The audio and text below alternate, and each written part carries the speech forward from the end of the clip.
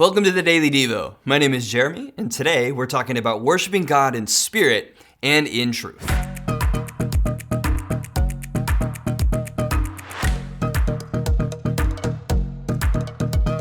John chapter 4 is one of my favorites in the Bible. It starts off with Jesus leaving Judea and going back to Galilee. And on his way, he stops at a well for some water. A Samaritan woman shows up, and Jesus asks her to draw him some water. Now, the Jews and the Samaritans did not like each other very much. They avoided contact as much as possible, and it was really a deep divide that went back a few hundred years. Talk about harboring bitterness and unforgiveness. Go read the whole chapter. It's absolutely fascinating. But in the middle of all of that negative history, Jesus drops some incredible truth to a person that's not living a godly life. Let's read in John chapter 4 and verse 23. The verse says, "But the hour is coming, and now is, when the true worshipers will worship the Father in spirit and truth. For the Father is seeking such to worship him." The verses before, Jesus is talking about how the temples won't be needed anymore, that the hour is here, and it is coming when we would worship God not through animal sacrifice or through a priest, but out of our own mouths.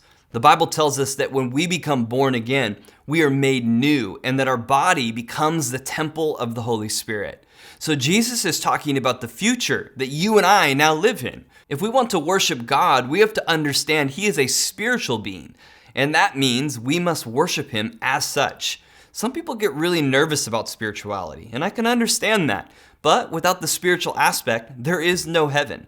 We can't just worship God intellectually. We have to worship in spirit and in truth. And the Bible tells us that the power of life and death is in the tongue, and that out of the abundance of the heart, the mouth speaks. That means our words have a supernatural impact on the world around us. It's why we declare the truth of God's word over our lives and those around us. We want to speak life and not death. Jesus was dealing with the fact that people would go to the temple and go through the motions, but their heart was far from him. Worshiping God in spirit and in truth is directing our heart and sincerity to him. It's taking time to think on God and out loud speak his praises. It's not casual conversation. It's focused and it's spiritual. Today, carve out some time to worship God in spirit and in truth. Focus in on him. Meditate on the truth of God's word and out loud worship him. It might feel unnatural at first, but I promise you, it will enrich your spiritual life. Thanks for joining us today on the Daily Devo.